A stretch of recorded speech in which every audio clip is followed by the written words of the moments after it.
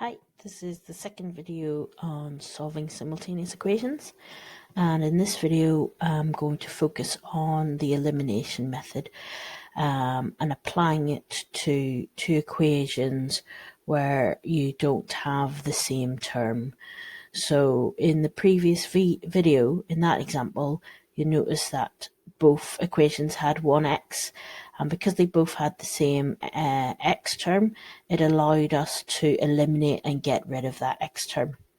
Now here in this example, you can see the x term, one's got 5x, one's got 2x, and you notice in the y term they're also different, and this is quite important because if they are different, so I'll demonstrate here, if we try the elimination method and subtract them when they are different, what will happen is that they don't eliminate. So 5x take away 2x, you get 3x. Negative 4 subtract 6y, you get 10y, negative 10y. And then if I subtract a negative, remember that means add. So I'll end up with 48 on this side. And then I'm stuck with two variables, and that stops us from being able to solve the equation.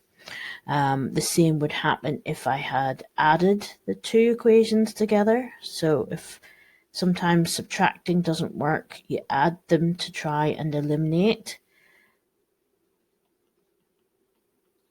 You will still end up with two terms. So I would have 7x plus 2y equals negative 2. And again, I wouldn't be able to solve that equation. So that's why it's a bit tricky to use the elimination method. So in order to apply the method, our key thing is to try and make these two terms the same. And we're going to look at their times tables. So if we think of the 5 times tables and the 2 times tables, the first number they have in common in their timetables is 10. And that's their lowest common multiple. So our lowest common multiple is 10. And that's what I'm going to change these two equations to. So this is the first equation A. This is my second equation B. And I want to change the 5x to 10x. Now, for me, in order to do that, I would have to multiply that equation A by 2. So doubling it will create the 10x. But in order to do that, I would have to double the entire equation in order to not change the value of x and y. I want to make sure it's an equivalent equation. And it's just like fractions. If I want to write an equivalent fraction, if I times the numerator by 2, I would need to make sure I times the denominator by 2. And that applies here. So I'm going to double the entire equation. 10x minus 8y equals 46. And then I'm going to look at equation B. And again, I want to make that 10x as well. But this time, to change 2x into 10x, I'm going to have to times by 5. So I'm going to multiply the entire equation by 5. So I'll get plus 30y equals minus 125. Now, a couple of things here. A lot of people get very hung up on converting the x term and the y term, and they concentrate a lot on that, which is great. And one of the common mistakes is that they forget to multiply the number at the end. So always try to remember to do that. Don't just concentrate on the left-hand side, also remember to change the right-hand side. Okay, so now my two equations have the same x value. And I chose the x value because 90% of the time our x terms are positive, which means each time I would subtract in my elimination method instead of adding. Now, when the terms are different, you normally add to eliminate and cancel that term. Now, that example is in your knowledge organizer. So in the knowledge organizer, they choose to change the y terms to both be the same, and they convert them to 12. but if you notice, it's negative 12 for the first equation and positive 12 in the second equation. Now, if I have a negative 12y and a positive 12y, and I add these, if I subtract these two, what will actually happen is that when you subtract a positive, it's the same as subtracting overall, and you will get negative 12 subtract negative 12 and end up with negative 24, and that means we can't eliminate.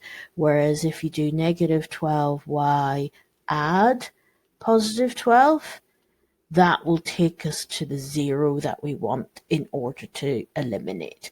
So if you don't want to think about whether or not you add or subtract, it is always easier to convert the x to be the same, because then you just have to subtract them rather than thinking, do I subtract or add? If you're comfortable in adding or subtracting, then always go for the easier option.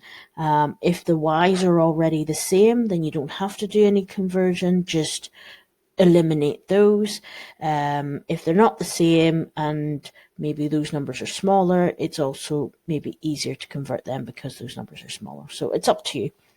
I'm choosing to do the x in this example. Okay, so now my x's are the same. I'm going to subtract 10x, subtract 10x. That gives you 0, so that eliminates our x term. Negative 8y, subtract positive 30y, gives me negative 38y. And then 46, subtract negative 125. So remember, a negative and another negative make a positive. It's the same as adding, so keep that in mind. So actually I've got 171 there. Okay.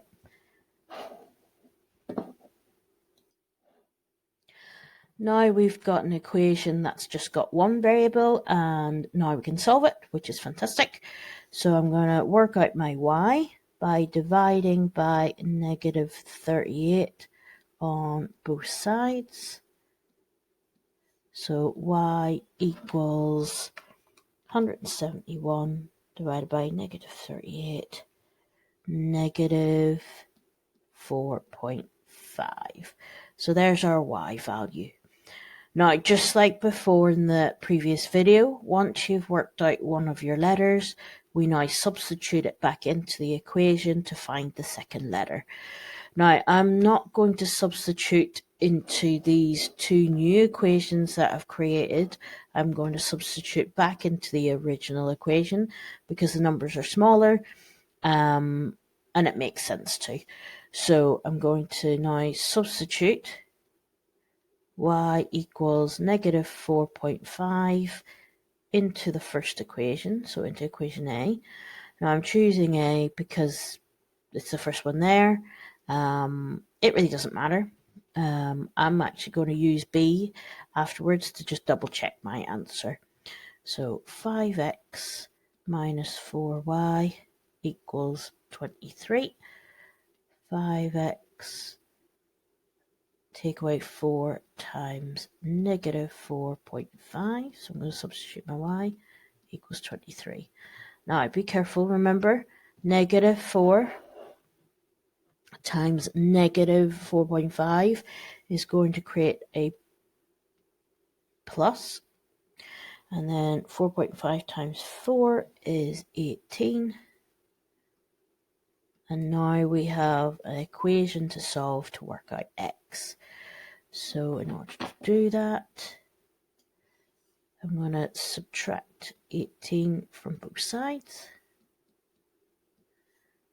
5x equals 5. And then divide by 5 on both sides. X equals 1. And those are my two values. So I'm just going to do a quick check. So I'm going to check with B. So x equals 1, y equals negative 4.5 is what we've worked out. Our equation is 2x plus 6y equals negative 25. And I'm just going to substitute it in. So 2 times 1, add 6 times negative 4.5. I'm just going to put it on the calculator. So 2 add 6 times negative 4.5 is negative 27. Remember, those two things are the same as subtracting, and that gives me negative 25, which means this is correct, and that's my check correct. So that means my final solution, so my answers, x is equal to 1 and y equals negative 4.5. Have a go. Work through this example again, just to make sure you understand what's going on, and then have a try at the knowledge organizer. Thank you.